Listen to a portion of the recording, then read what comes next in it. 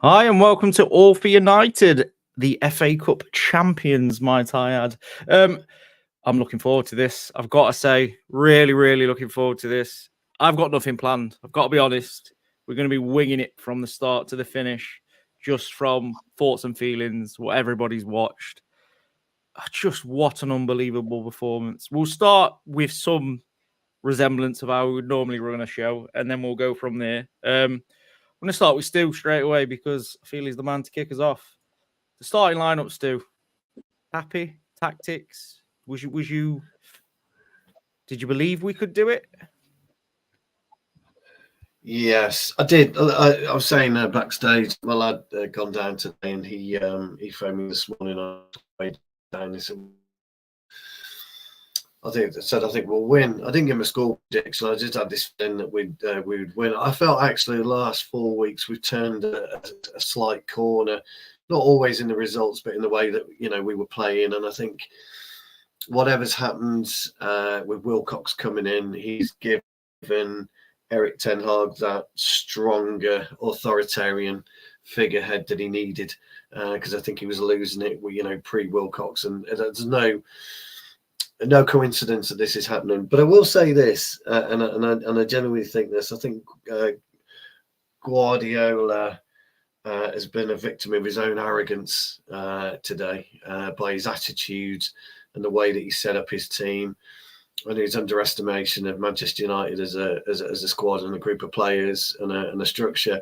I think, interestingly enough for us, I know we'll go into the game in a bit more detail later, but the way that we employed Amrabat, the way we employed Mainoo, the way that we employed Bruno is this false nine. Look, I hate false nines. It's a stupid, pathetic, moronic saying. But it's something that I've been speaking about for a while, as you well know, Dan. We've been doing this now for almost 2 years together, and you know that I talk about a floating three. I don't talk about a false nine. I talk about a floating three. We actually saw that in action today, and it caused the fledgling centre-half pairing of Ake and Stones all sorts of issues, in as much as Bruno, when you don't have a solid target like a Højlund to pick up, you then wander around aimlessly looking for who I should pick up and who I shouldn't pick up, and that's always dangerous with a floating kind of front three, and that worked well today. Couple that with Amrabat suddenly bursting into this player that people were hoping for at the beginning of the season, and he's not really shown until the last 4 weeks of the season. This disruptor, this absolute gnat that keeps buzzing around you and just kicking and pulling and punching you. And in fact, so much I was thinking during the game, I was wondering whether Rodri had turned up today. Was he on the pitch? Because I didn't really see him. The same with De Bruyne, the same with Foden. Foden got clattered into early doors. He wasn't interested, didn't want to know. And this doesn't happen with City. And I've been calling for this for absolute ages. Just put one on Foden and you'll take him out of the game. Put one on Rodri, because nobody does that. Put one on De Bruyne and he'll start crying, or getting his Grecian 2000 out to do his hair, that type of thing. And this is the thing with these types of posers. I think the only player that City could probably look at that did something half decent was Doku when he came on, and he caused Wan-Bissaka for about 1 minute 30 seconds a bit of trouble, until Wan-Bissaka just suddenly realised, I'll just back off that extra yard, then I'm just going to nail you, and he did. Look, Doku, if he's, at least he can say he scored, but again, it was a poor effort by Onana. So I thought our short game was very, very good. I think the way that Amrabat played and the way that Bruno played, it allowed that space for Mainoo and McTominay to push through the middle. It then obviously gave Garnacho and Rashford the space. We didn't see Dalot attack as much as he normally did. Wan-Bissaka held firm. So I thought we were pretty structured right across the board. So the funny thing again for me was watching Guardiola. After about 30 seconds, he's looking up and around him thinking, you're not supposed to play like that, Man United. I didn't tell you could play like that. And there's a big issue for him. And he was, if you look at him, if you go back and you watch the highlights, if they push the camera onto him, he was agitated from the second minute onwards. His facial expression, his body language, he was completely agitated. It's not happened this season. Haaland, again, You know, we've spoken about Haaland in the past. Even before Roy Keane came out and said he was average, we spoke about it on here, him being an average player outside the box, dynamite inside the box, average. But where was he when they needed him? Yeah, he had that one shot. Ruud van Nistelrooy would have buried that if it came to him. One chance, one goal. Haaland, everything's just, you know, for City at the moment. Did it fall apart? I don't know. Could they be bothered as a club? Who knows? But the fact is, we were better than them today, right across the pitch. We were better than them for man. So it was a well-deserved victory. But it was nice to see the arrogant Guardiola get one in the face. I've got absolutely loads of comments started already. I'm on 6. How are we?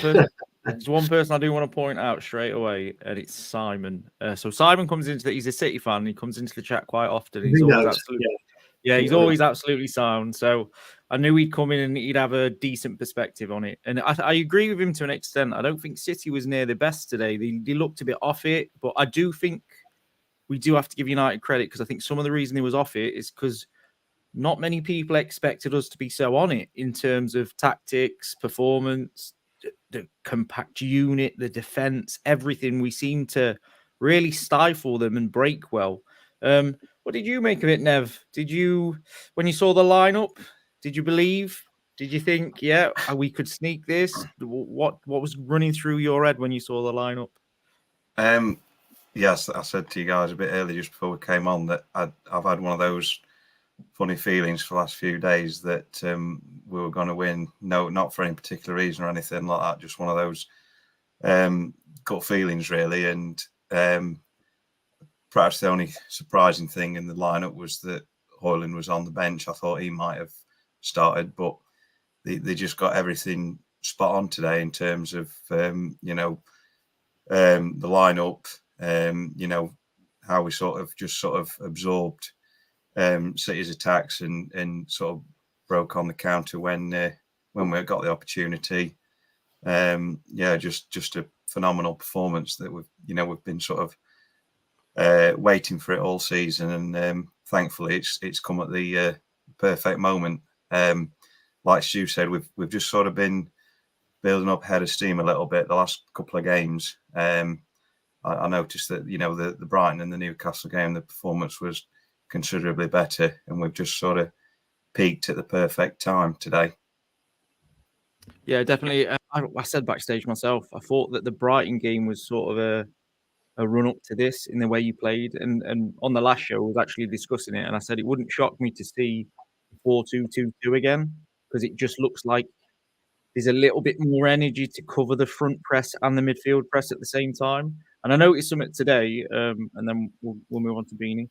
I noticed that whenever there was an attack down either side, whichever midfield it was would drop and double up, which it was clearly planned, and it really stifled City. And I honestly, tactically, I'm so surprised it was so good. So what about you, Beanie? When you saw the starting lineup, what was going through your head? I was okay with it, to be fair. I'm glad Amrabat started in place of Casemiro. I think he gives us something that Casemiro just can't now at the point of the career that he is. I don't think he gives us the legs. As Stu says, Amrabat is just everywhere, and he's kind of breaking everything up. I thought he was very, very good today, Amrabat. And Casemiro just can't do that for us at the minute. I think if Casemiro starts that game, we struggle a hell of a lot more than we did, or we struggle to hold them off a hell of a lot more than we did. But Simon in the comments saying they didn't turn up, I think half of that was we didn't allow them to turn up. We stifled Bernardo Silva, Foden, Rodri, you name it. We didn't let them play, and I think that's half of the battle you win. You stop them playing, you stop the service to Haaland and Varane. He's just so good, Varane. I think what we've missed with having Varane and Martinez at the back there, it's just night and day. Just having them back just makes so much difference. Yeah, I was okay with the lineup. I wouldn't have started Højlund because his hold that plays for me isn't good enough. When you put the ball to him, he doesn't hold it enough for me, and I think it would just be coming back. But the way we started with Rashford, Garnacho, and Bruno, I thought it was perfect. Yeah, I was very happy with it. Right, I'm gonna rack up some of these. I'm gonna save that one for later, Simon. It's one of the very first questions you asked, and it's very prevalent to the point at the end of the show. He's jumped in with Doku should have started for me. Now, I was getting frustrated with Doku when he came on the pitch because he looked very dangerous over and over and over again. I think Amrabat and Wan-Bissaka dealt with him well in the end, but he definitely had a game and a half. Just thoughts on this one while it's there. Amrabat, do we keep hold of him or do we let him go? The rumours are we've paid 10 million to take him on loan, and I think it could cost up to 22 million to make it permanent. So we'll start with you, Stu. What would you do? Would you keep on after the end of the season? Yeah, you wouldn't pay any more than 12. I mean, if you get him for 8 to 10, then I think, yeah, he'd be a decent player for us to kind of like, from a squad perspective, he would be muted me.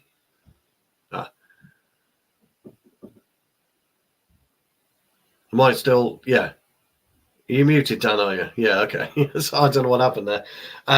So yeah, for anything between 8 and 10 mil, 12 tops, you would take it because it's quite good value for money. When you look at the central midfield market at the minute, ideally we'd go out and we get Palhinha. He'd be the perfect foil for Mainoo, and then you could then decide how you utilise Bruno in this further up the field position or as an 8 alongside Mainoo. So you've got a real choice in that. But the interesting thing about the way that Amrabat played today, he was there simply purely to get hold of Rodri. Now, it depends how much you watch the game. And if you know the way that Rodri plays, he's not dynamic or explosive. Simon Davis is in the chat. He's a really good, got great knowledge of football, and he's, a football purist, a bit like us, really. So he talks a proper game. So he will tell you that Rodri is never explosive in terms of 10 yards of pace, but he pops up in the right place at the right time and pops the right pass off at the right time. And he does it very nonchalantly, a little bit like the great Dane Jan Molby did back in the 80s.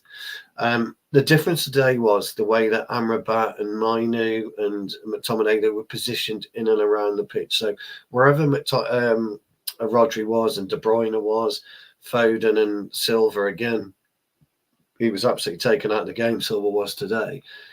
They weren't touch tight on these players, but they were actually in the vicinity of danger, the vicinity of opportunity for De Bruyne, for Rodri. We've actually, if I'm Simon again, who can tell us, I think we are the team to break the Rodri curse. Nobody's ever lost, have they? When in a 90-minute game, and I think we're the team that's broken that Rodri curse. So I think it was 74 matches. Yeah, something like that. As Simon said, he didn't know Rodri was on the pitch, and that's the key thing to getting rid of City. Rodri, he is by far, and it pains me to say it because I hate the bastard, and that's why the only one I hate. They're a really, really talented, great footballer. He's brilliant, which is why we need somebody like Palhinha in. We could do some real damage with him. So that's what we did brilliantly. That's what we did with De Bruyne as well. And that's exactly what Amrabat was there. He was in for the position of opportunity kill. And that's what he did. He stopped that.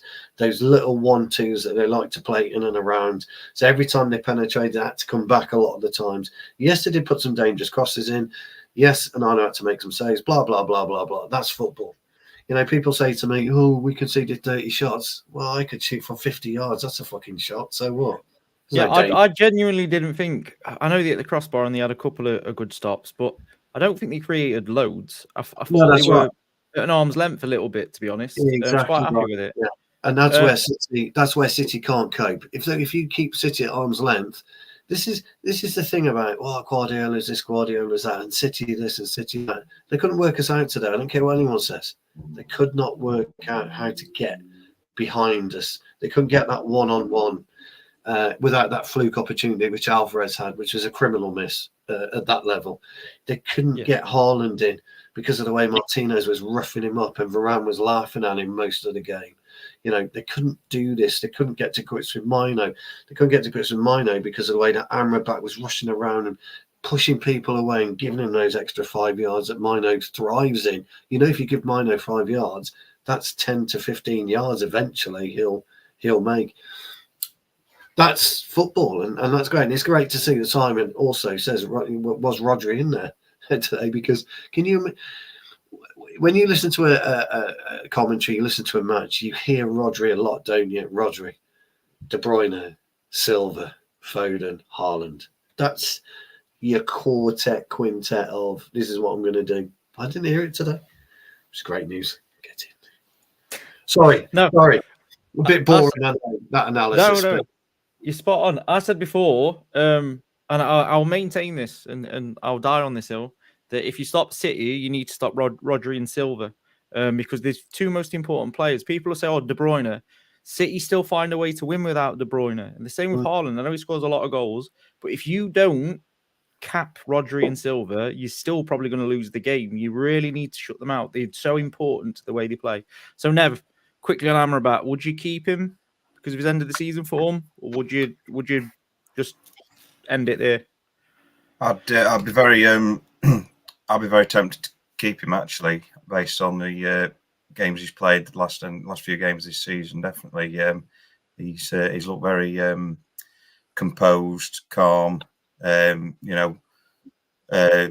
today, winning the ball back, keeping possession, getting us up the pitch. Yeah, I would be, quite keen on keeping him now, I think.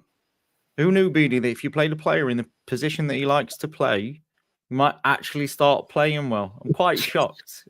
Really. Would you keep It's him? been good for us, Amrabat. It would depend on the price for me. It would depend on the price. I mean, I wouldn't want to pay 20 million for him. I don't know what the call is. No. Yeah, with a 10 million loan, it's a 12 million fee, so it'd be 22 million. Well, yeah. I think. Well, yeah, I think that'd be okay. 10, 12, especially if we lose Casemiro as well. I think that'd be a decent deal. Yeah, with Eriksen going too, I think that would probably work out. Pay for itself. I think we could get that down. I think we could get that down, lads, because I don't think Fiorentina don't necessarily need the money. So 8 to 12 is negligible to them. So I think we'll probably get it for that 8 if we play hardball. Right, we've got a couple more starred comments here. This one, the boss man. I think it's because I was on the preview best performance of the season. Well, if it works out, he owes 4 more at least minimum from this season, so that can roll into next season. So we should get off to an absolute flyer in the Premier League if Connor's going to be dropping on the preview shows for a bit. I wanted to discuss this one really quick. I know it's a bit early, but there's nothing more that I've enjoyed this afternoon. It's hilarious. Than being on Twitter, and not only Chelsea have dropped to the Europa Conference League, but Newcastle are completely out of Europe, and it's just it is beautiful because the amount of Newcastle fans that have tried to force a rivalry this season, in particular since they got the money, is just been overbearing. So it's amazing. Let's get rid of that one. There's loads here. I'll tell you what, there's absolutely loads. We've broken so many records, haven't we, today? We've broken. Still going through that, Dan. We've broken so many records. The 2 youngest. Yeah. Am I lagging or are you lagging? You're lagging. I think you are. Yeah, it's not us. Am I lagging? Yeah, a little bit. You're like a robot. I'm lagging. Am I? Is it? Yeah, you're doing a Peter Crouch. Really? Shall I go out and come back? Yeah, maybe try that too. Yeah. Yeah, I'll go back and come back. Really bad. Yeah, I'll go back in. Come back in. Okay, so that was quite pretty. Let's have a look. NT's got a good point there. We'll jump on this one. Did I hear right that Casemiro refused to be on the bench if not starting? So I did hear this rumor, but apparently muscle injury. It was an injury, wasn't it? Apparently, yeah, he felt something in the. Was it in the warm up? Yeah, or in one of the training matches or something like that. So he was ruled out quite early. So I'm going to give him the benefit of the doubt and say that I don't think he's through a wobbly. I think he was just injured, which is believable considering we've had lots and lots of injuries this season. This is one I wanted to run past everybody. Ram was imperious. Why is he leaving? Money. Do you think that's what it is, Beanie? Do you think it's money? I think so, yeah. Would you keep him if we could come to 100%? I've said pay as you play deal. It sounds mental to say it, but maybe 100k a week standard and then 100k a week if he actually plays. I think he's so good still. I think when he's on it, when he's fit, He's such a good defender still. I've got to say today as well, Nev. What would you have rated Varane today? I'm gonna throw it out here early. I think he was the best player on the pitch. He was outstanding today, wasn't Solid. he?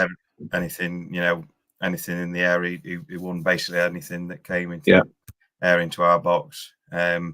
He just seems to play really well when he's got Martinez next to him.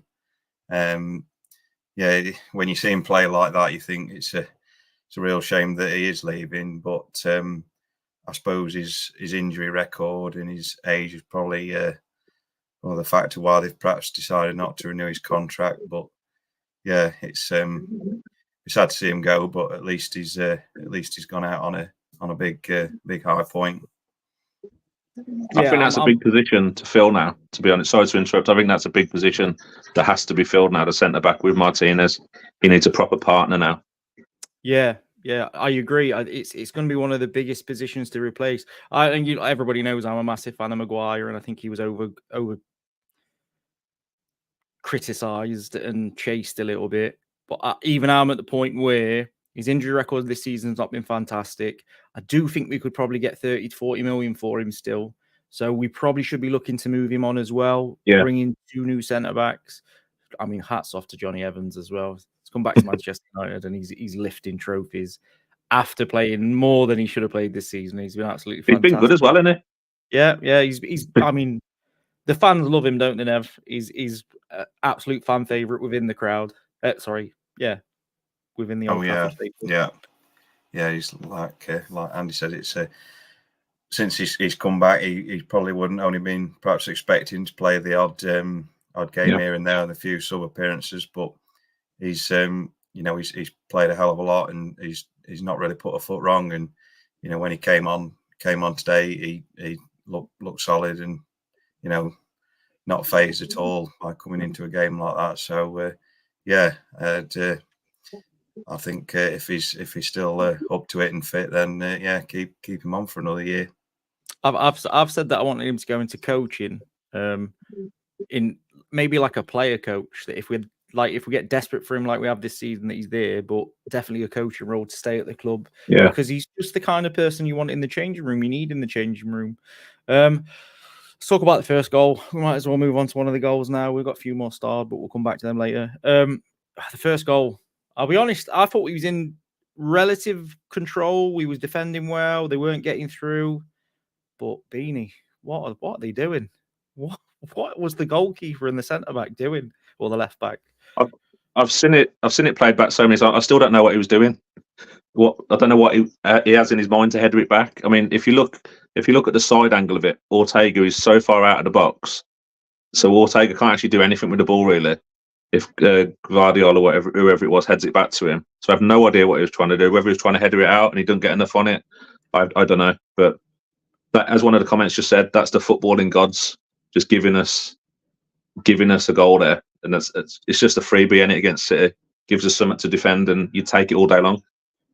I think you correct me if I'm wrong, Nev, but as a neutral watching that, when that mistake happens, every neutral's gone, oh, we've got a game now, we've got a game. But what were they doing?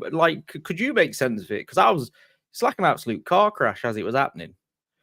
I know, yeah. I mean, I think it started. It was a cracking crossfield ball towards Garnacho from, I think it was from Dallo. Rashford. Was it Rashford? Rashford. It's the first goal. It was Dallo on the first goal. Oh, sorry. I thought you cracking crossfield. Yes. Yes. So it was Dallo.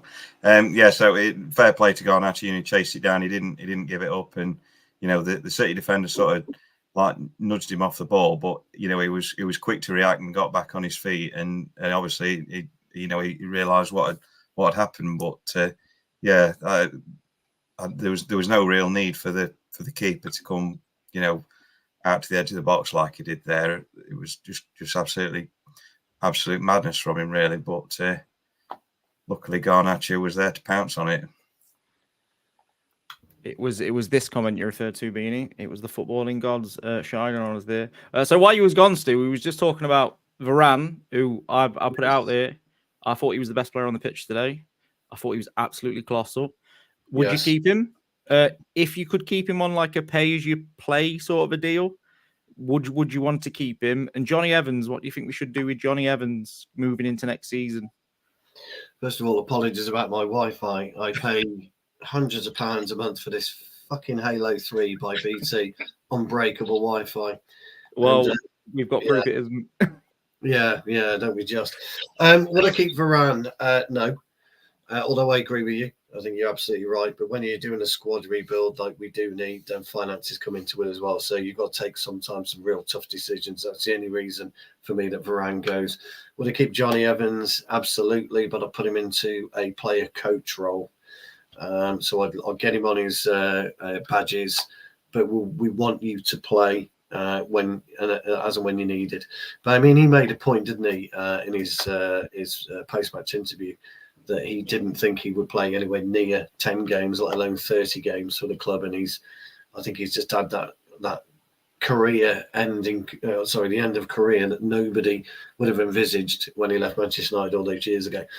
So that's what I would do. I'd definitely keep him around, but I would have him as a player coach and, get him under 18s and show him what a real, this is what a true professional Manchester United needs to be, and I think that would work out really, really well. I thought both. I agree with you, by the way. I thought Varane was absolutely outstanding today. Although in the first half, how he missed that header, which quite clearly, if he timed his run better, he would have buried crossing from, I think it was Dallo or Bruno off a corner, actually. And he flailed in the air, and I'm thinking, you're 6'2". How the hell have you got that wrong? Because it was absolutely perfect for an absolute slam dunk of a header, and it would have signed off well. But we save a lot of money with Varane going, and I think it's the right move for him. There's a couple of right moves right now for certain players, which I'm sure you want to talk about later.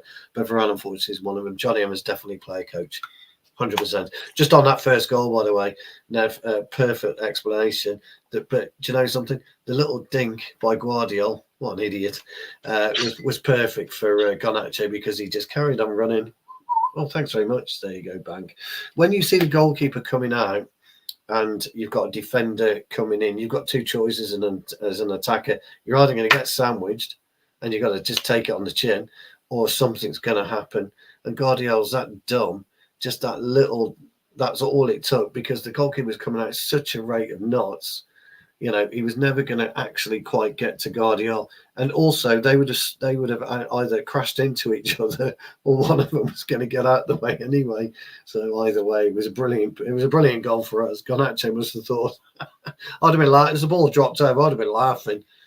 As you're slowing it with, yeah, I love it. I'd have been pissing myself laughing, because I think poor lad Garnacho was thinking, oh mate, really? Won't score an easier FA Cup final goal ever, I'd imagine. Youngest ever for what 20 minutes? Or yeah, for 20 minutes. Yeah, well, that's where we're going next. We're going to the second goal. Beanie, I'm going to let you explain through this, because I'll be honest, I was sort of lost for words. That is some of the best football I've seen us play in a small period so quickly. Talk us through the goal. I'm going to be honest, I don't remember the goal that much. I remember Bruno sliding it to Mainoo. I don't remember much before that, to be honest. But yeah, Mainoo took it very well, so it may be better going to the other guys for this one. I don't remember it great. Go on then, Nev. What do you remember? Well, it was a good play from Garnacho down the right hand side, and he just sort of passes it infield to Bruno, who's in a bit of space, and I was just expecting Bruno to hit it first time, as a shot. So I didn't see Mainoo in space, obviously, that he did, and I thought he'd like scuffed his shot horrendously, and then it was like all of a sudden Mainoo's on the end of it, cool, calm, taps it into the bottom corner when the keeper's going the opposite way. So it was absolutely inspired. Bit of play from Bruno there, but it caught me totally out with I was expecting him to shoot from there, but absolutely fantastic. I can't lie, Stu. I've got to admit that even I thought it was a scuff.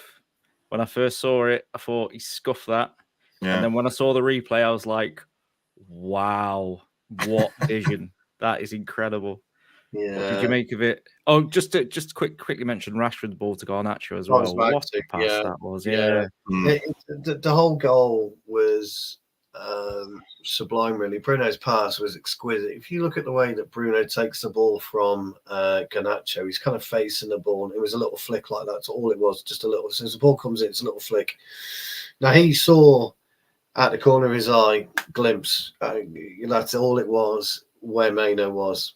What Kyle Walker was doing, I don't know, because I can't think where he was on the pitch at that time. He must have been thinking that Bruno, as you quite rightly said, lads, was going to have a strike. I'm not really sure. As it happens, Garnacho's ball into Bruno wasn't the very best. I think that's why it enabled Bruno to sweep it through.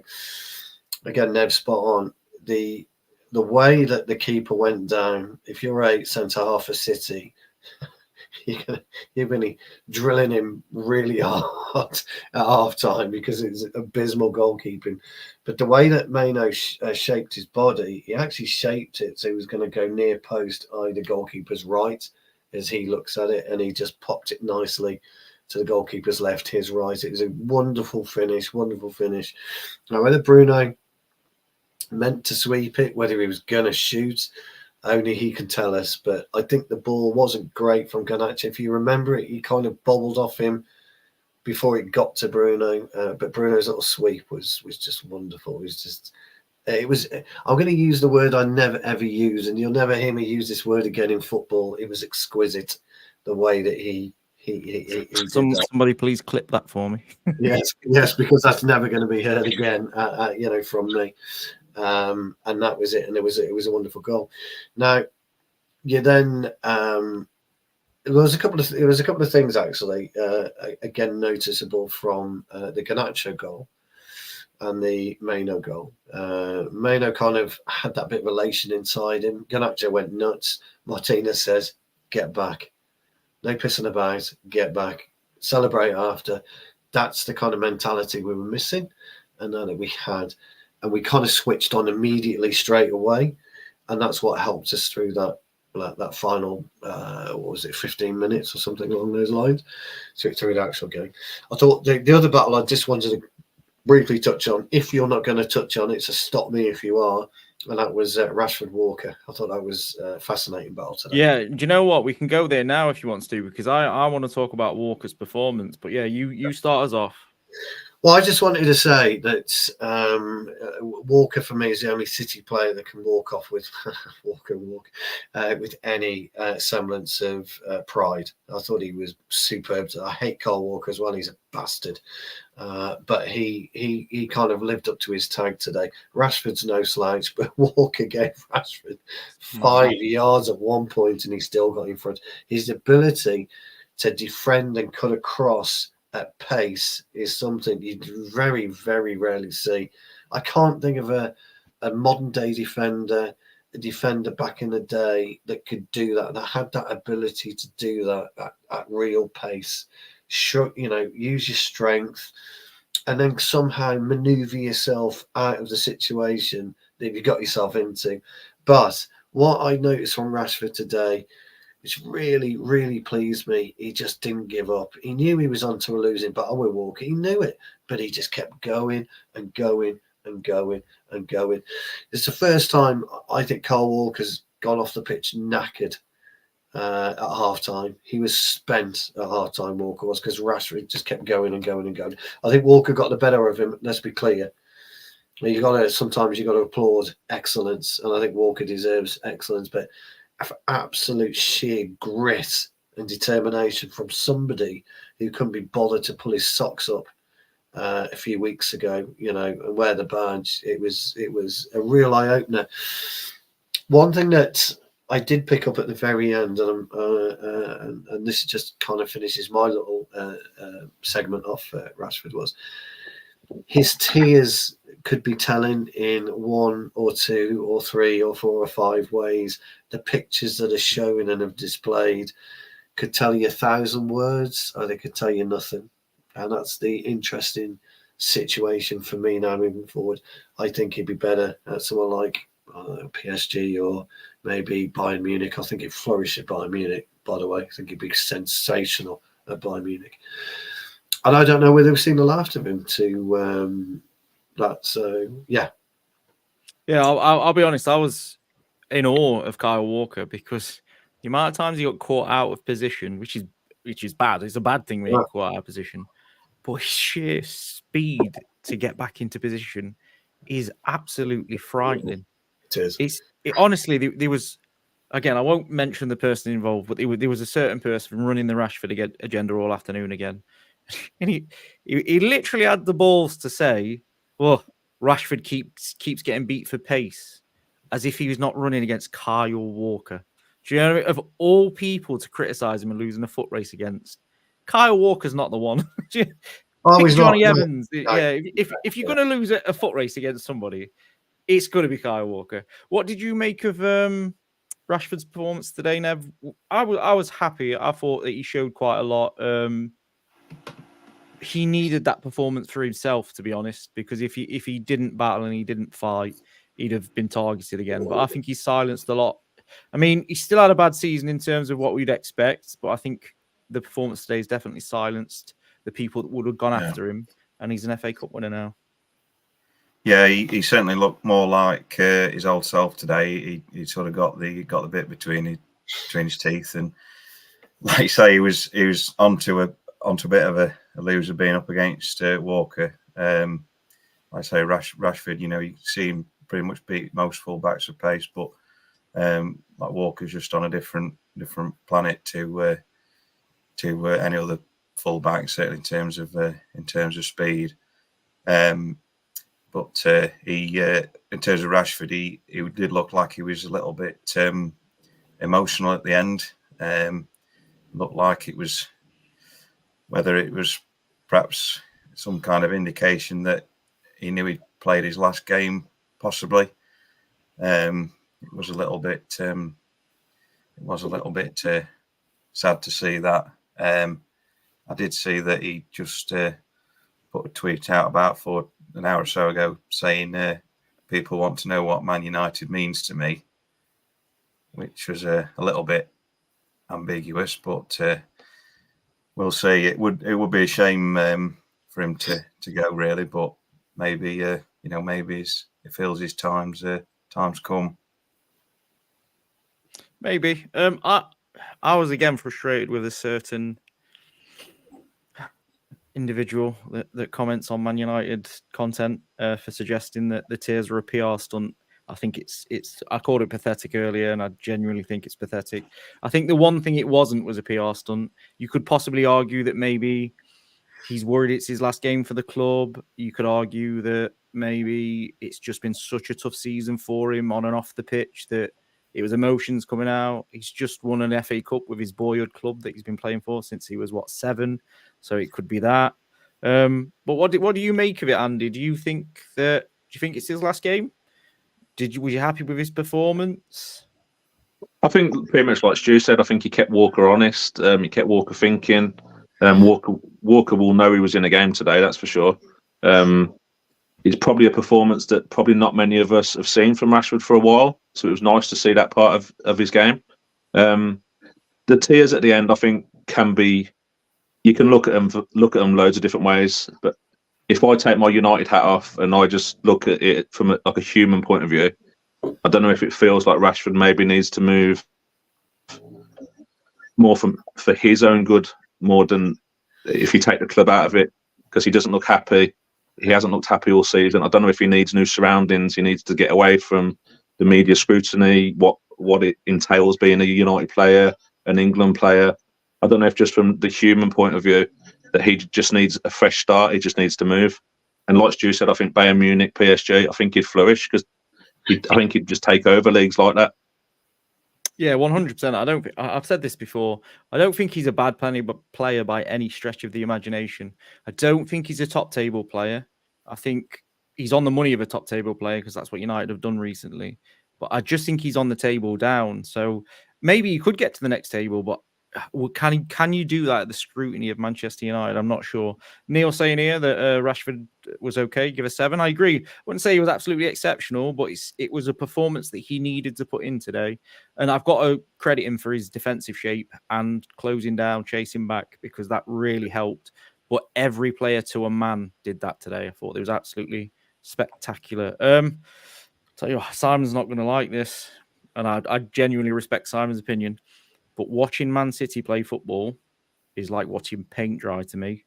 I really struggled in that first half with the ball going backwards, then to the side, and I get it's so effective and it's won them countless trophies, and it's a lot of people love that brand of football. But I really struggled to watch it. I found myself in the first half just going, "Oh, can we please have the ball back, or can you attack or something?" Because I'm fed up of it going sideways. So I thought for probably 30 minutes of the first half, other than the goals and a few bits and it was really cagey because City just didn't seem to be able to get through, but that he wasn't going to change the way they was playing football. So yeah, it was frustrating first half for me. There's a comment here about this goal. Was Rashford's goal offside? It all happened so quickly. Yes, I'll be honest. it was. It seemed to be called offside really quickly, and I felt like it was too quick because I didn't see it. So I looked away and it was gone, that it'd been checked, and I was like, oh, okay. So it was offside. Yeah. 100%. Yeah. Garnacho, if he'd looked over his shoulder, he looked the wrong way. Well, actually, no, that's unfair. He looked the way that he was playing, so he was waiting for the ball to be delivered. But if you watch the way that Garnacho started, he was offside. He knew he was offside. He tried to get back onside, but didn't look both ways. If he looked over his shoulder, he would realise he needed to be an extra yard. He still would have had the pace because Guardiola's not that quick. He would have got to, and Walker never would have got across to him. And then Rashford would have scored. So Garnacho will learn. And it's easy to say from afar when you're not actually embroiled in the game. But that's all it was. Oh, I'm hoping that it means that what I've just said. I think it was. Fantastic. I think it was. Again, it's a personal choice, if that makes sense. Like some people like end-to-end games, some people like tactical, who's going to break first games. I like a bit of a basketball match, me, when it's just go, go, go, go, go, and it's just mint. That's my preferred watching environment. So I'll be honest, there's not much else happened in the game. There was a couple of saves from Onana, who, let's be honest, we'll talk about Onana anyway because of the goal. There wasn't all that much happening until sort of the last 10 minutes, and then even then it wasn't huge amounts. So we'll go straight on to the City goal. Obviously, Doku's performance as well. He was causing problems. Stu, what did you make of the goal? I was overly frustrated again with Onana, but do you blame him? I mean, I've got to say he had a really good game up to that point. Yeah, I can't I can't defend him on the goal, no, because when you look at the shot from behind the net itself, he got two hands, and two good hands on that ball. So as a elite professional goalkeeper, you'd be expected, and he wasn't actually a distance away from it. And to be fair, Doku had nowhere else to go with it. He could only put it there, and the shot wasn't what I would call of any real pace. So I didn't see a bobble. I didn't see a dip for the ball to kind of skip up.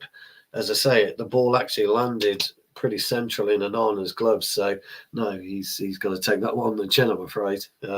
As for Doku, if I was Wan-Bissaka, I would have waved at him as he toddled across to the left back position. I'd have said, "See you, mate. See you later. Given up, have you? Can't cope." Everything you can, because he popped off on the right hand side, if you remember, towards the end of the game, because he was getting absolutely zero joy out of Wan-Bissaka, apart from the goal, and that was the way that that we set up. So can't give Onana any leeway whatsoever. It was a bad error. Bad error. I mean, we've got to say that he's settled into the United way. Never do it easy. Yeah, oh yes. Make it look a bit more difficult. Yes. Because up until that point, I wasn't like, oh, they're going to score. Even when Ireland hit the post, I was like, oh, that was a bit of a snapshot. I didn't really see what happened.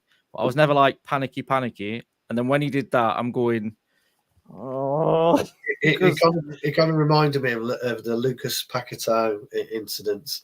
Or take a booking. What's that? Oh, fucking hell, better let one in. yeah. Well, you never know. We'll have to see our Cameroon betting patterns as it went in. What about you, Nev? What did you make of it? Obviously, what did you think of Onana's performance up to that point? But obviously, talk about the goal as well. Yeah, I mean, they weren't really threatening us that much, City. They were basically just having shots from outside the box. Most of them went over the bar, apart from there was one from Walker that he caught really well. And he managed to get a solid hand on it, and it was a really good save to tip it over the bar. So it was just like saying, then Haaland hitting the crossbar or the post, whatever it was, when he had that shot on the spin. I was just thinking, it's all just happening for us. That we're not going to concede.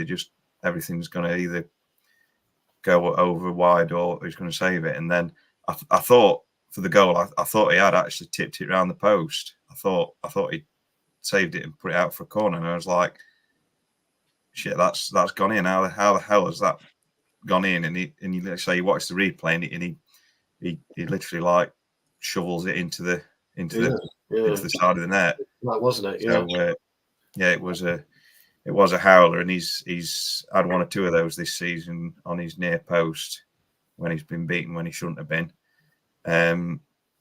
So you're thinking, there was still 3-4 minutes of normal time to go. You're thinking, please don't do another one of these where we're going to concede 2 late goals again and throw it away. But thankfully, we held a nerve after that. Yeah, my anxiety had gone through the roof because I genuinely thought he'd knocked it round the post. It wasn't until he started attacking the post that I was like, oh, balls, this might have actually gone in. What did you make of Onana's performance, Andy, obviously, and then the goal itself? I thought Onana played quite well, to be fair. He was coming out, claiming corners. He made a few smart saves. Like the lads have said, I didn't really think we were in that much danger of conceding, to be honest. When Alvarez missed that chance, it felt like that this might be our day, because it was such a good chance that Alvarez won. How he missed that from there, I have no idea. Terrible. But the Onana thing, I don't know if that's a technical issue that he has, but he seems to get beat very easy on that near post. Yeah, he gets very easily beaten on that near post. Yeah, and it's happened a lot of times. Yeah, I do think that's an issue with him, that he has an easy goal in him. He has a bit of a mistake in him from time to time. But other than that, I thought he played very well, and hopefully next season he can kick on a bit more, because he has been better this second half of the season. He's been much better. So if he can kick on again, he looks like he's a bit more confident now as well. So hopefully he can build on that and get better next season. What I loved about this, Simon, was when he checked his watch, it was only about the 70th minute. So we still had absolutely ages left. If he was in charge, it might have been a bit later, and we definitely wouldn't have had 7 minutes or 6 minutes or whatever it was. Yeah, so, I mean, there's not much more to say on the game, in my opinion. I thought it was tactically really, really good from Ten Hag. So we'll move on to Ten Hag, and we'll give him his credits, because he got it spot on. And 3 finals in 2 years, 2 trophies in 2 years. Not a great performance in the league this year, but we're still in Europa League, which is probably the best we could have hoped for, I think, since probably December. And then we finished in the top 3 last year. So I'll start with you, Stu, because I sort of know where Beanie's at. I'm not sure about Nev, but I sort of know where Beanie's at. So Ten Hag in his future, obviously, what do you make of his our season this season? Do you think there's a big decision to be made? Do you think it's already been made? And just what you think of the season so far from his point of view? I don't think there's ever been a decision to be made, to be honest. It's got to stage with the club, or did get to stage with the club, or has got to stage, whichever way you want to put it, where the players need to be told something. And by giving Ten Hag a contract extension is saying it's no longer about the players anymore. This is Manchester United, because for the last 9 years, 10 years, etc., etc., etc. It's always been the players have got away with it all the time. We could go through a list of players that have been there for 8 seasons and done fuck all in those 8 seasons and been paid very, very, very well in those 8 seasons. Mourinho couldn't get a tune out of him. Van Gaal, it didn't work for him. You know, these are 2 of the greatest managers, you know, in football when you look at what they've achieved. Mourinho in particular, look what he's achieved. Van Gaal as well. And so what Ten Hag has done, nobody else has done since Fergie. So for me, it's never been an issue of firing another manager. It's always been a problem for me, and that's player responsibility. I talk about it all the time, I'm like a broken record with it, because at the end of the day, you know, you can do anything you want in the week. You have your Thursday night meeting, you go in Friday for your rest day, this is what we're going to do, blah, blah, blah, blah, blah. But if the game's at 0-0, okay, and I give Dan, me and you were playing, and I give you a 2-yard ball which is short, and they go on and score, it isn't the gaffer's fault. It's my fault. It ain't your fault. It's my fault. It's up to the player to stay fit. It really is, to eat right, to prepare right, to be mentally right, to train, to practice, to live football, breathe football. It's up to you as an individual to do it. You shouldn't have to look as a grown man playing for Manchester United, as an international as well, and say and listen intently to what he has to say, and then get motivated by it. You know, you pull that shirt on, and that is it. You do what you need to do.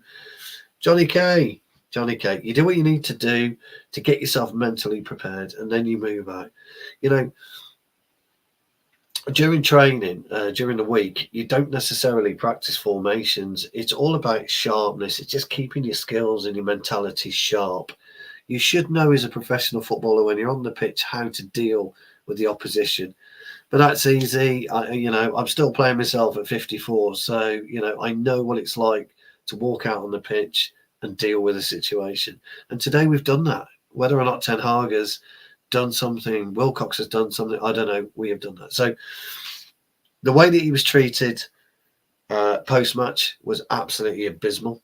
I have to be honest with you, abysmal. I'm a journalist, and I'm embarrassed to be a journalist tonight, because not one of them said, congratulations, well done, how did it feel, etc., etc., etc. They all said, well, you know this, well, you know that, you know, well, this has happened. And Ten Hag, rightly so, pretty much stood up and said, fuck off. I don't care. You can say what you like. Absolute disgrace. Where do we benefit then? Here's the question. Where do we benefit in sacking Ten Hag? Where? Because people have said to me, oh, we'll bring him in. We'll do this, we'll do that. And my question was always, why? What is he going to do different to what Mourinho, Ten Hag, Moyes, Giggs for his two games in charge, Michael Carrick. Michael Carrick. What is he going to do differently that Jose Mourinho couldn't do at Old Trafford? Tell me. You know, and they can't give you any substance behind, oh god, let's get flicking. Why? Well, you know, he does this thing. No, why? What is Flick gonna do? And that's my question. What is somebody else walking through the door tomorrow or Monday, Tuesday, Wednesday, Thursday going to do different? I don't think that the answer is anything. That's just my opinion. So, no, I think he should stay, and I think he should be given an extension. Absolutely. 3 years. Bang. Rubber stamp. Yeah. So you're in a similar place to me, and I flip-flop like mad. And I'll do it all next season. Whoever the manager is, I'll flip-flop. But the most part for me is too many people wanting Solskjaer out too quickly.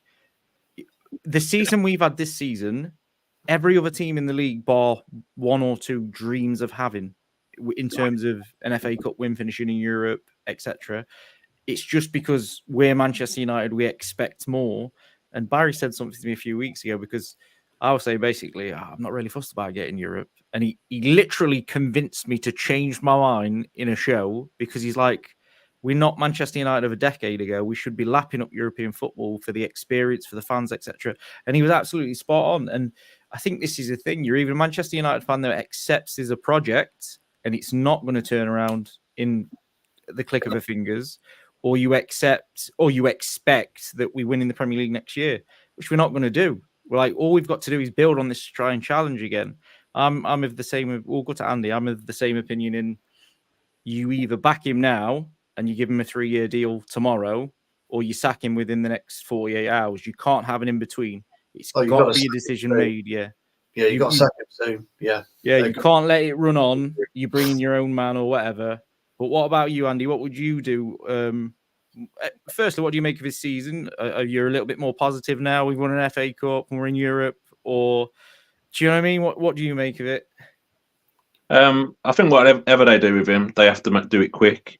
Be it sacking him, appointing someone else, giving him a new deal. It has to be sorted, signed, sealed before the Euros, so we can prepare for next season. For me, the FA Cup it's a great trophy. I love the FA Cup. It doesn't cover up what has happened in the league for me. It doesn't cover up Wolves to Brighton, start to finish. Performances have been shocking, and it just doesn't cover that up for me. I agree 1,000,000% with what Stu's saying, that there's an accountability for the players, but there's an accountability for the big man as well. There has to be, because yes, we have injuries, but the standard of performance, the tactics, the substitutions, there's a lot that I think he gets wrong. I would have no problem if he stayed. I don't really want us to go through the cycle again of a new manager and doing it again. So I'd have no problem if he stayed. But I'd want to see an improvement in the manager if he stays, as much as I'd want to see an improvement in the players as well, because I think it's a collective thing that has gone wrong this season. I think there's accountability for both. But yeah, if he stays, I'm okay. If he goes, I'm okay. But I would probably prefer if he stayed, so we didn't have that cycle of let's have a new manager, let's get new players, let's do it again and again and again. I'd rather the continuity, the consistency of the same, especially with what's happening in the boardroom, all the different movements and stuff. I'd rather have the stability of the manager at least. Yeah.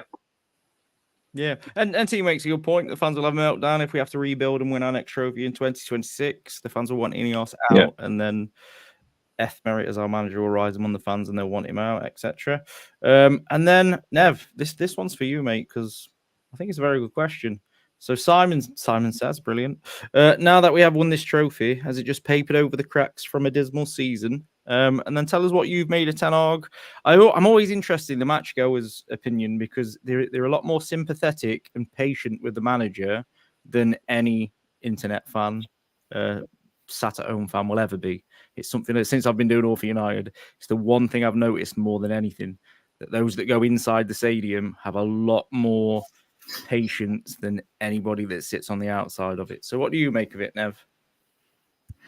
Yeah, it's a tricky one, isn't it? I mean, I think, the league's been pretty much a disaster for the most part. A few good games here and there. Champions League campaign again, that was a total disaster. And then we got knocked out the League Cup early on as well. So it's until this sort of FA Cup run, there's been sort of nothing really to sort of get positive, excited about at all. But the fact that we've won this today, last game of the season, we go into the summer break on a high. It's sort of like you say, whether it's wallpapering over the cracks, but it does help to erase a lot of the bad memories for the from the season. Especially we beat City and Liverpool en route to winning it as well. It does feel it does make it very sweet. So in terms of Ten Hag, I really don't know. I suppose it's probably just the euphoria of the day, but I'm sort of leaning more towards keeping him on now. I think just shows you what we can do when we've got the right team out there and the right tactics. We are on the day we can do it. It's it's a frustrating thing when we're playing one of the bottom 6 teams at home, and we dominate and end up losing 1-0, that's the time when you think you'd start thinking, what are we doing here? But I think after today, I'd the fact that we won a trophy in the last 2 seasons, I think I'd like to see Ten Hag get another shot at it. See, I agree with this, and I don't necessarily think it's a bad thing.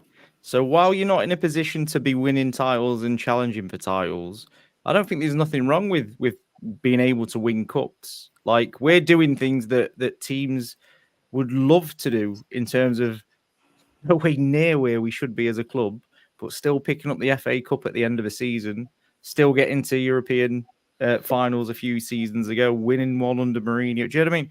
This is still a good thing while we sort out a league form. Obviously, I mean, I don't know how true this is, but I've just read that Chelsea have to play a 2-legged qualifier for the Europa Conference League now in August. I think which you do. is even better. No. I thought it started. I thought it was in July. I've read it. It says August, but I thought July as well. Because we were gonna, if we'd done the conference, we were starting in July.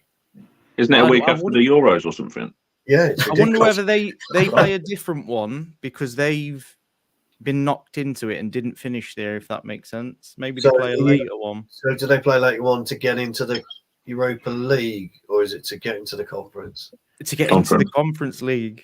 Conference League. I mean, we were due. I'm sure we were due to play July, weren't we? Sure. I read the end of 25th of July, something like that.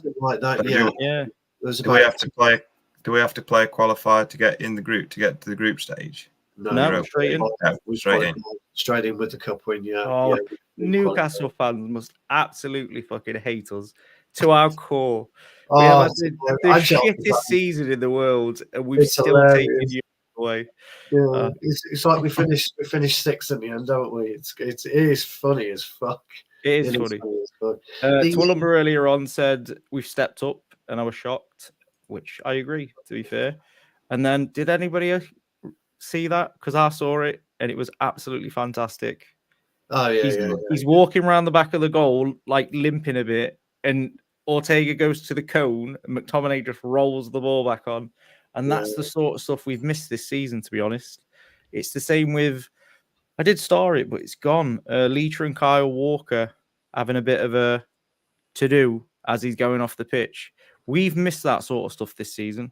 That bit of shithousery, the little bit of tension with other players, taking the respect off the pitch. It sounds crazy. Still understand what I mean. Taking the respect off the pitch. You give the respect at the end. Like you saw all the players go and shake the City players' hand. There was a little bit of a huddle as we walked up the steps as if to say, well done. That's where you show your respect. On the pitch, Dallo going through Foden. Beautiful. Absolutely amazing. That's how you do it. Do you know what I mean? Yeah. And we definitely missed that a little bit. I maintain that it's good to see Martinez back with proper colour hair rather than that poncy blonde thing. Blonde thing. I mean, Jesus wept. To be fair, I thought Walker should have been booked for that because he just really threw his toys out the pram, didn't he? He wasn't happy about it. Did you see Martinez? Just whatever, mate. Whatever. Yeah. Interesting. Whatever. Well, I'm not going to bother me, with a bit of breath, for that. It's it was great to see that type of thing back. Great to see Rashford, go off. Good to see Højlund. I thought Højlund did all right when he came on. Do you know what? I wanted to talk a little because I've given Højlund not some shit, but a little bit of criticism for his hold up play. But there's a little bit just at the end of the game where he drops back, he wins the ball, he shrugs off his man, he wins a free kick, and I was just like, that's exactly what we want to see. Like that is as good as a goal in that moment in time. 100%. Yeah, 100%. Because he's done everything you wanted, and I hope we see more of that next season. I wanted to just quickly discuss Man City's behaviour on the pitch today because I feel like if we would have behaved like they did, especially after the penalty shout in the first 2 minutes. First 2 minutes, wasn't it? Yeah. Then we would have had some bookings for that. They were surrounding the referee. Did you get irked by City's behaviour today, Nev? I thought there was a little bit annoying around the ref. Yeah, there was a couple of occasions, weren't there, when they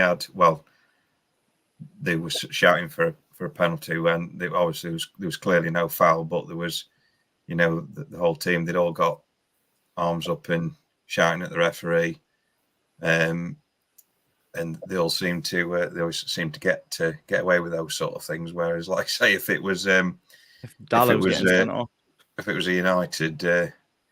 United player, then they'd be straight in the book.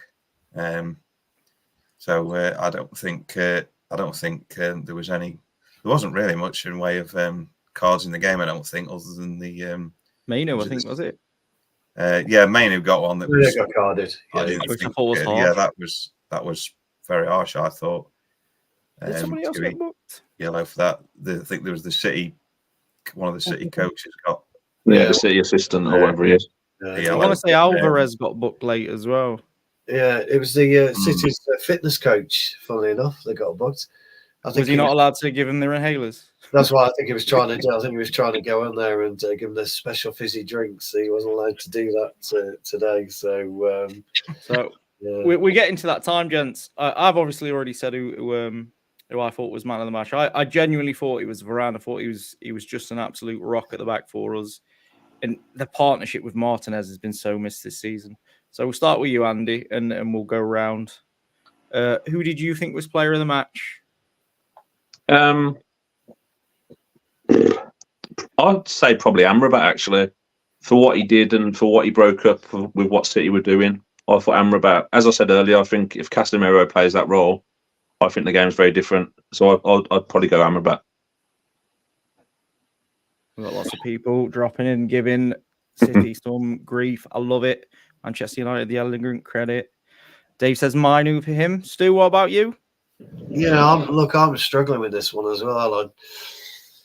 I know Andy was like, what do I do? You could go a few players, in all honesty, today. Varane, absolutely. Mainoo, absolutely. Bruno, absolutely. Amrabat, yes. Do you know what?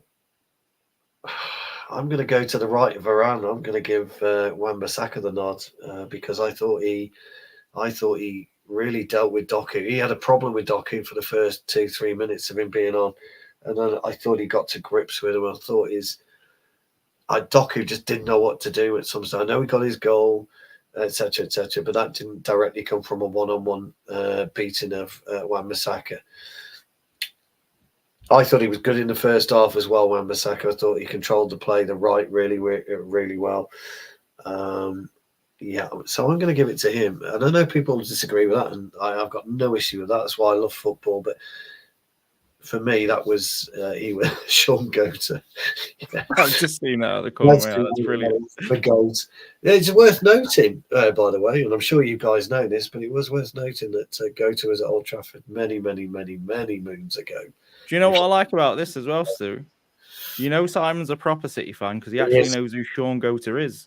Exactly. So that would eliminate 80% of the fan base. So they'd be looking at him saying, who's that? 90%, I think. So that's my reasoning for Wan-Bissaka. Like I say, I know it'll be controversial, but I've just seen something, Stu. I don't know whether you've seen this or not. Well, there seems to be somebody lurking backstage. Oh God, no! I'm shocked, but I'm just hoping that he's sober. Hey! I'm massively sober. I've only been on the Cherry Pepsi Max, lads. Here he is. God, this is embarrassing. Who said he could come on? You promised me on tonight. I've got to be honest with you, Stu. I love you, really, mate. You know one of the perks of knowing the owner. Yes, I love you, really, mate. You know that. Come on, then, Barry. Boys, how good was that? It was good, wasn't it? Amazing. Absolutely amazing. Unreal. Awesome. I couldn't not jump on just at the very end there, having seen what you guys have done. It's been a great show, boys. Well done. We're talking man of the match, Barry. Is it just before Baz? And I'm gonna let Baz say it, because haven't we done something never done in Manchester United's history ever before? Got you and Dan on the same show.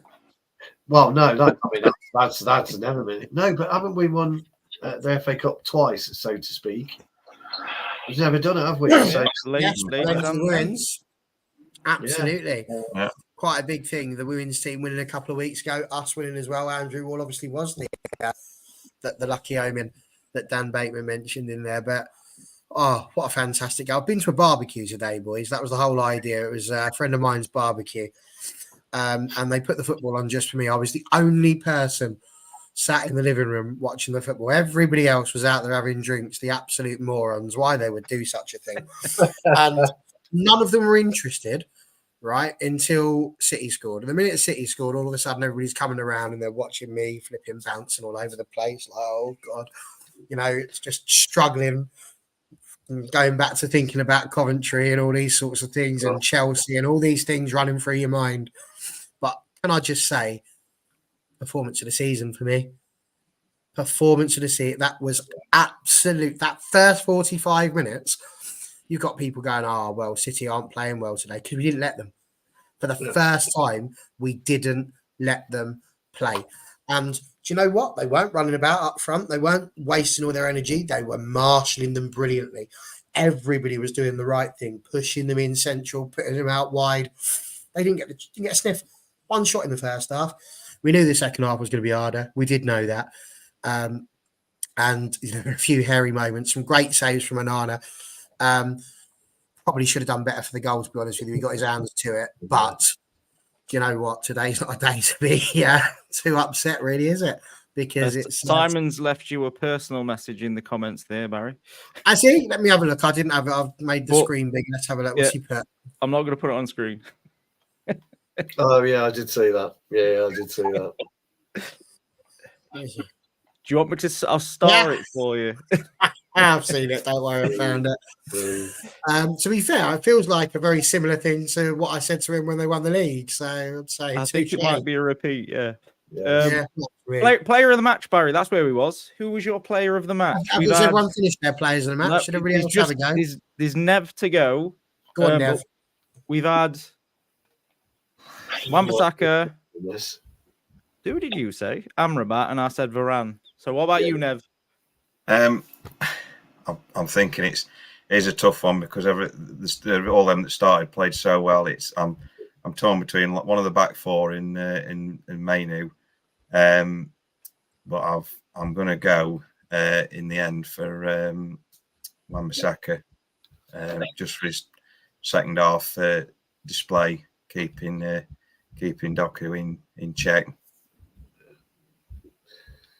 Totally agree with you there, John. Totally agree with you. You've made me see the Wan-Bissaka performance in a different light, you Pierre, because you know ball, John. You know ball. Think about it now. I thought Wan-Bissaka struggled, but then when I'm putting other defenders there, and I think we probably would have had an even worse time down that side had he not been there. So yeah, I'm starting to see his performance in a little bit of a better light now. Doku would have killed Dallo today. Yeah. Enjoyed Dallo. You change my mind on this show far too often, boys. I'll give you that. Go on then, Barry.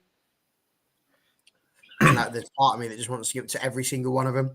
They were just genuinely, to a man. Like when Alan Shearer is raving over you, you know you've had a good performance, especially Man United, because he hates giving us credit. So the fact that he was sitting there giving us all the credit and properly waxing lyrical just shows it all. I think Onana was superb. He made some fantastic saves. Dallo, very good at left back. He was all over the pitch, to be honest with you. You can see why the players voted him their player of the year. Wan-Bissaka, I thought, had a good game. Right back, he showed us the defensive qualities that he's always had and perhaps hasn't had the opportunity to show us so much. Martinez and Varane, just imagine what a season we could have had if we'd have had people that were, fit, as opposed to constantly having to put people like Casemiro and Evans and Maguire and then chopping and changing all the time. I think if we'd have had those two available, we'd have finished top 8. We already did finish top 8. Sorry, top 6 at least. With that one. Technically, we have finished top 6 because we've got Europa League now. Wow, you see, we got Europe. And I'll tell you what, boys, when we got that and we said we had Europe, a little thought went into my head like, oh, Dan's not going to be happy Thursday night football. No, you made me change my mind. You did. You had me flip-flopping on that as well. No, so I'm looking forward to that. It means we get midweek shows again. It's going to be absolutely brilliant. Do you know what? I thought Amrabat was unbelievable today. Like, I've spent a whole season thinking, don't really need Sofyan Amrabat, and now I'm thinking, could he be the answer? Which is a worry for me. But brilliant, superb. Mainoo, for 19 years old, this kid is absolutely unreal. He shows no fear. And do you know what? Could be England for the Euros at this rate if he has that sort of a game as well, and they allow him to play. He could be unreal. I thought that Fernandes was super top. Wasn't expecting Fernandes to be up there on his Todd. I did think he would give Højlund the shout. He didn't. Absolutely superb again. Garnacho was brilliant down the right. Rashford, I thought, had a really good game as well. Genuinely think you could have given it to even McTominay. Superb. They all fought hard. So I'm really struggling. Still trying to buy time, boys, if I'm honest with you. Well, we noticed if I had to, you did notice. Of course you did. Yeah. But genuinely, I think if I did have to give it to someone today, it would have been Amrabat. I just think he was there defensively. He was there in attack. Every time we needed to stop the ball, I just think having that shepherd almost in front of the back four that could actually do the job. I think for the first time this season, we've played him in a position where he can actually show us what he can do. And I thought he was superb. So I said that exact thing earlier, Barry. I said, I'm putting a player in his position and him playing like this. I'm really, really surprised by it. Just a special mention to this man as well. Mason Mount, not man of the match, obviously, but he's had 6 finals at Wembley. I believe he's lost 6 finals at Wembley. He plays 4 minutes for Manchester United, and when he wins one. Do you know what? You talk about those 4 minutes. He came on, and I turned around to those people watching. I said, he's never won a final at Wembley, and we bring him on for the last 4 minutes at 2-1. I mean, this is tempting fate right here. Yes. But there we go. So, Dan, you have the casting vote, maybe, or yeah. So it'd be me. I'd have to change my mind, wouldn't I? Because I'm the only person that's not said Amrabat or Wan-Bissaka. I was going to say, is there a case to have a joint man of the match? Would that be too much? Or you know what? Before we give this, I've got one question, and that question is: we've pretty much had our first choice back four, haven't we? But we'd all agree Luke Shaw would slot in at left back. But on today's performance, what difference would Shaw have made? Would you consider? Oh my God, you're all quiet. I'm not sure would have done much better than Dalot. Yeah, that's I don't. Really not much. Question. It's kind of what I'm thinking. Yeah, that's exactly what. That's why I asked the question, because I couldn't square it in my brain that he would have been a better option today, and I just wonder what you guys thought. Because I know you all like Luke Shaw, by the way. I know you rate Luke Shaw as a player, but he's the only world-class player we've got, according to Tone. I say Tone will never come back if we don't. but I just wonder what you guys thought would be the difference with Luke Shaw playing, and I came to that conclusion. I didn't think there would be a difference. That was my. I think in the system that we saw today, I don't think there would have been much of a difference. You could argue that maybe he would be better on at overlapping the left winger, but I don't think that would have mattered today. I think he was trying to keep that under wraps anyway. Do you know what? I think we should give a joint man of the match. I think Amrabat and Wan-Bissaka's a fair shout. Like, again, to a man, they was all absolutely excellent. You could have given it anybody. Someone did point out earlier that Kobe Mainoo did get the official man of the match. He did. Yeah, which obviously is again opposite. So I think that's how you know. What a nice problem to have, by the way. I would say for the first time this season, we're struggling to agree on a man of the match because there were so many. And that's been few and far between. So I think on this occasion, we should have a joint man of the match since we've got that option. Because normally we don't. Well, you're in charge today, so you want that, you have it, mate. Simon's saying if Maguire would have been fit, would he come on for would he have come on instead of Lindelof? I think that's probably right. Maguire would have had 11 if he'd come on. He would have been supreme. Yeah. Do you know what? Getting to see a Maguire trophy lift still has made my season. It really has. Ed Mayhem. That was amazing. Oh, this is a shout. Do people really watch ITV over BBC if given the option? No, you got to give. Did anyone watch ITV? Surely not. Surely not. They got where I watched it. It was ITV. I was BBC. Yeah, it was you ITV. watched on ITV, Dan? He was at the pub. They had ITV on. Oh, it's embarrassing. It's embarrassing. Well done. Shake your head now, because that's disgraceful, isn't it? Well, you know what though? After what I saw afterwards from Lineker and Shearer, I'm glad I watched it on ITV over the BBC because I think it would have tipped me. Lineker, bloody hell. Their interview at the end was with Ten Hag. Yeah, it was disgusting. It was I don't think it was that unfair. I mean, I listened. It was a reasonable point that they're making. I only didn't like it because I don't think they would have made that. If that were Jurgen Klopp, they wouldn't have made it. And he was under this kind of pressure, they wouldn't have made it. The only time it seems to happen is Man United. Now you're here, Barry, we can ask you. Benny. Let's just throw Benny out there. I'm pulling back on, but he's watching on the coach back way. He did that the other week, and he was a fantastic. I never put things up with a swear word, but because it's Benny, he's excellent. Benny will be disappointed at me, though, lads. I had to buy, not so much me. I got I'm a member of Adidas, blah, blah, blah, blah, blah. I won't go into details. But anyway, I got a phone call from them. They got a surplus pair of footy boots. Will you take them off our hands? What are they? Copers, 90 quid. We'll do them for 20. Yeah, brilliant. What colour are they? Black. Excellent. So I paid the money, blah, blah, blah. They came there bright fucking white. And when I mean bright white, they are fucking gleaming white. Gleaming white. So, Benny, I've succumbed. I have a pair of gleaming white football boots just for you. Wow. Absolutely was fuming with them. They promised me they were black. Benny knows I don't like, just Andy, it's the first time we worked together. I'm a World Cup and Copa Mundial man. That's it. That's all I wear. So this is a source of embarrassment for me. I'm loving seeing the love for Benny in the chat as well. We all love Benny. Fantastic. We all love. Yeah, Barry. It is black and white. It makes sense. That's because that's what the telly used to be when he was younger. It was. That's all. Yeah, I was born in the 70s, so we were just flipping over to colour, I think, at that particular time.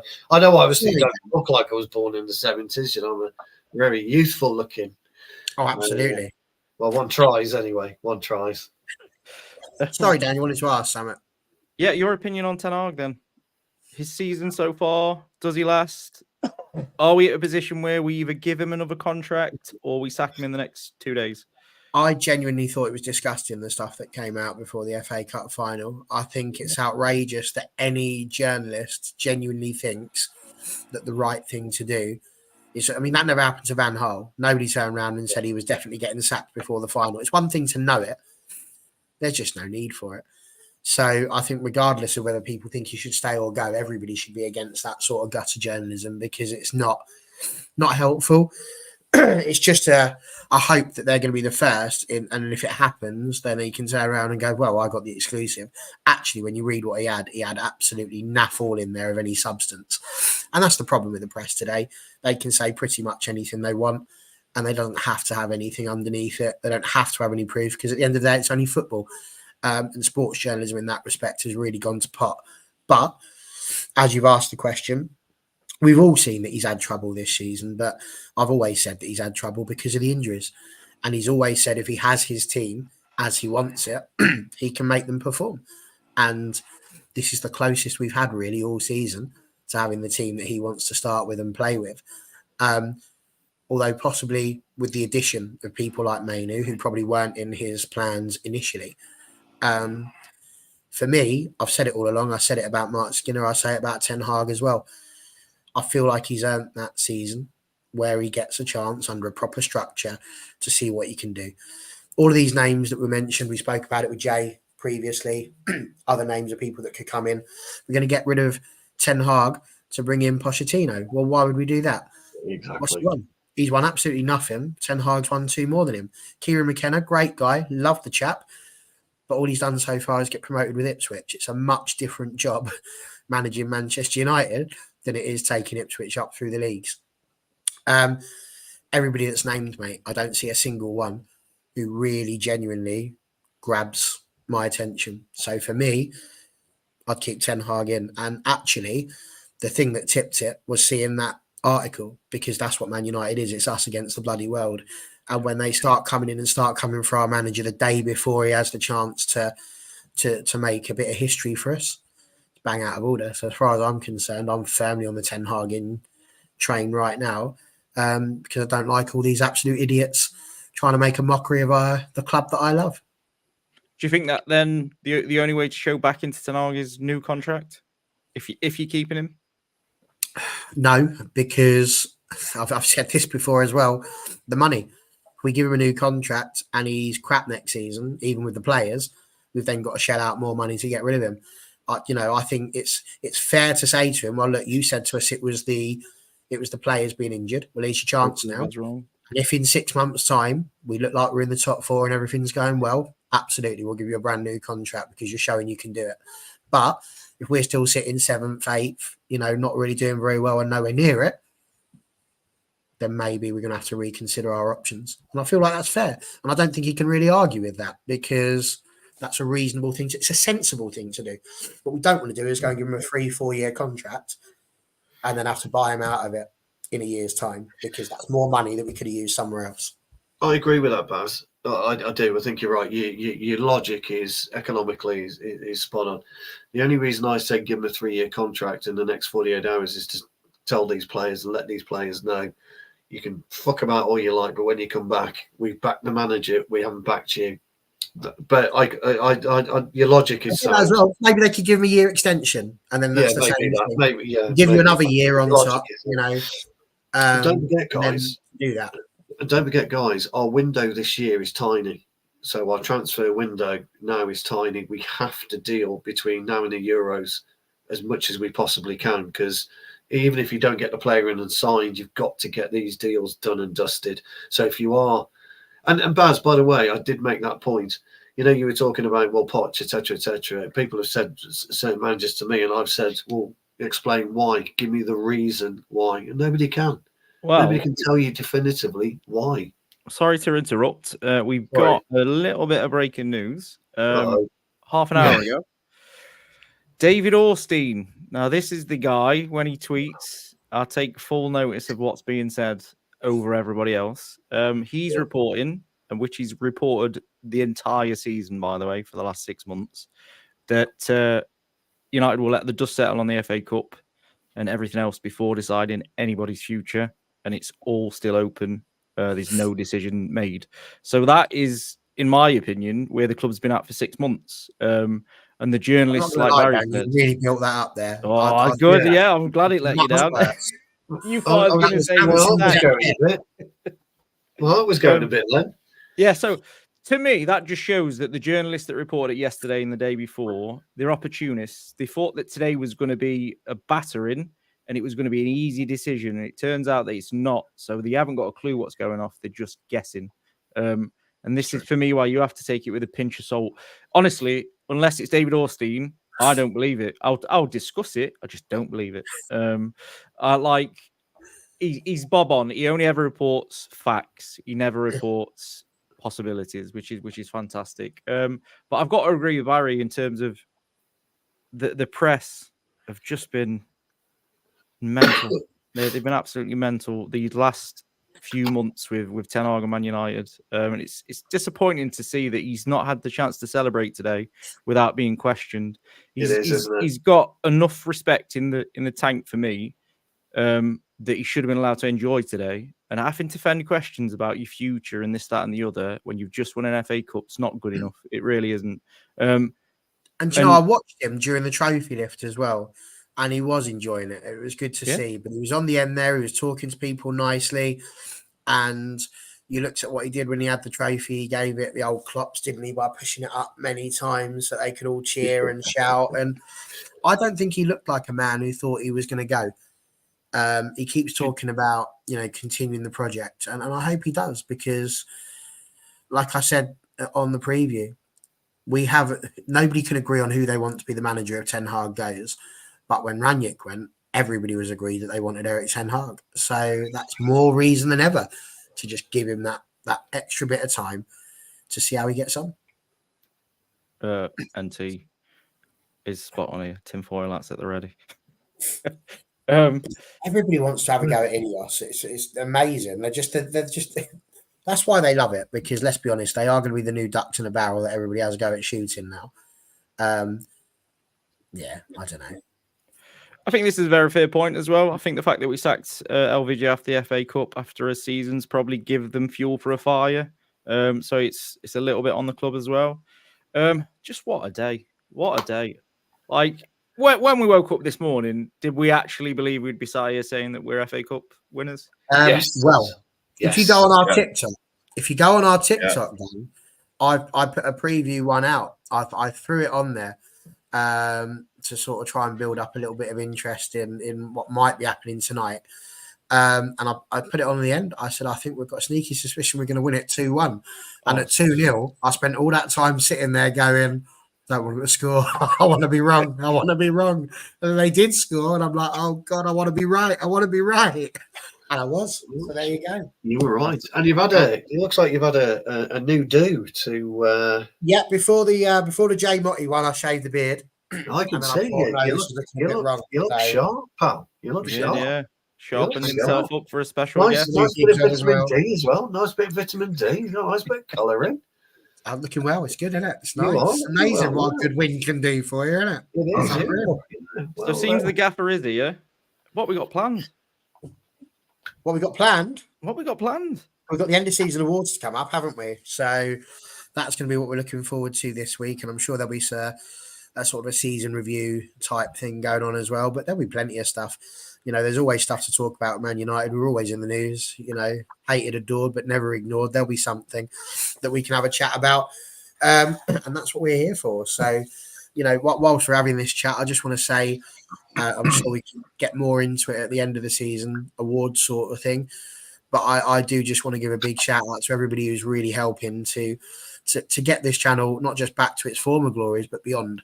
You know, we are fortunate to have nearly 7,500 subscribers, but of those 7,500 subscribers, how many of them really keep in with us? I don't know. We don't have huge numbers. You know, we're not Paddock, we're not United Stand, we're nothing like that. We're just a group of fans, group of mates, group of pals, and in some cases, strangers who all just absolutely adore Manchester United. And we've had some great contributors. There'll be stats coming out. Connor will make sure we've got those for everybody. But for the people that are here this evening, John Neville has been a long-time supporter of All for United. He's always in the likes, retweeting, putting all those things in. And honestly, one of the nicest gentlemen I've ever met in my life until you sit next to him at a football match. He's an absolute ogre when he's watching those. But aside from that, an absolute legend.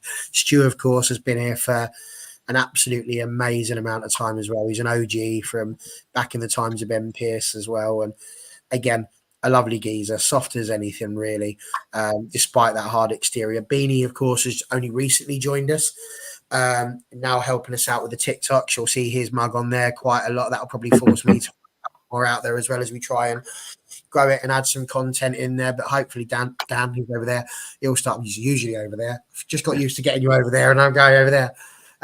But it'll be really good to see some of the stuff that Beanie's thrown out on there. So make sure you follow our TikTok, and you'll see a few more bits and pieces there. And of course, to Dan, I couldn't do this without Dan. I really couldn't. He's an absolute legend who helps us to run this channel. And between everybody you see on the screen here, Andrew Wall constantly providing us with content. Nev's done that as well, of course. But there's loads more. I've got some that wasn't downloaded in the garden, unfortunately. So now I'm back home. We'll get that banged out onto Twitter for you guys to go and see some more behind the scenes footage, stuff you may not have seen on the BBC or ITV, whichever one you chose. But like I say, Andrew will absolutely superb. The support we get from Connor the Gaffer, absolutely brilliant. But all of you guys in the comments as well, it's all about the community. That's all we care about. We're not interested in the clickbait that you get elsewhere.